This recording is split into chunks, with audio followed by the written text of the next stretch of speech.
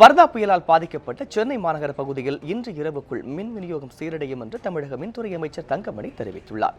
இது தொடர்பாக அவருடன் நமது செய்தியாளர் லாவண்யா நடத்திய கலந்துரையாடலை தற்போது பார்க்கலாம்.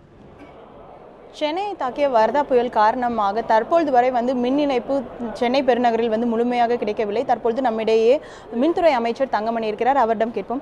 சார் வணக்கம். இந்த பாதிப்பு, அதாவது வர்தா புயல் காரணமாக மின்சார பாதிப்பு எப்பொழுது சீரடையும், அதற்கான நடவடிக்கைகள் தமிழக அரசு என்ன மாதிரியான நடவடிக்கைகள் மேற்கொண்டு இருக்கு?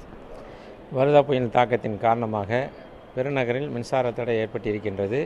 கடந்த 2 நாட்களாக போர்க்கால அடிப்படையில் பணிகள் மேற்கொண்ட காரணத்தினால் 60% பணிகள் முடிந்து 60% மின்சாரம் கொடுக்கப்பட்டிருக்கின்றது. மீதி இருக்கிற எஞ்சிய பகுதிகளில் இன்று இரவுக்குள் முழுமையாக கொடுக்கப்படும். அது மட்டுமல்லாமல் நாங்கள் எதிர்பார்த்ததை விட இந்த புயலினுடைய தாக்கம் அதிகமாக இருந்த காரணத்தினால் சேதாரம் அதிகமாக இருக்கின்றது.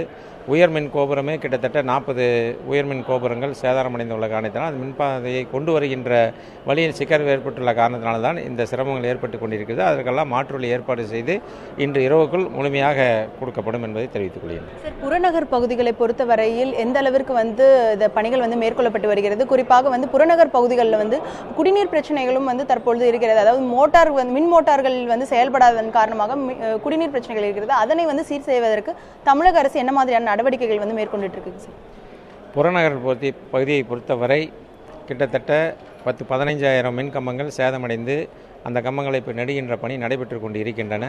கிராமங்களிலே குடிநீர் பிரச்சனை இருக்கக்கூடாது என்பதற்காக மாண்புமிகு முதல்வர் தலைமையில் நடந்த ஆய்வுக் கூட்டத்தில் உடனடியாக அதற்கு ஏற்பாடு செய்ய வேண்டும் என்று இருக்கின்றார்கள். அந்த குடிநீர் பிரச்சனைக்கு தேவையான அடிப்படை வசதிக்கு உடனடியாக ஜென்செட்டை வைத்து அந்த பகுதியில் குடிநீர் வழங்க முதல்வர் அவர்கள் ஆணையிட்டிருக்கின்றார்கள்.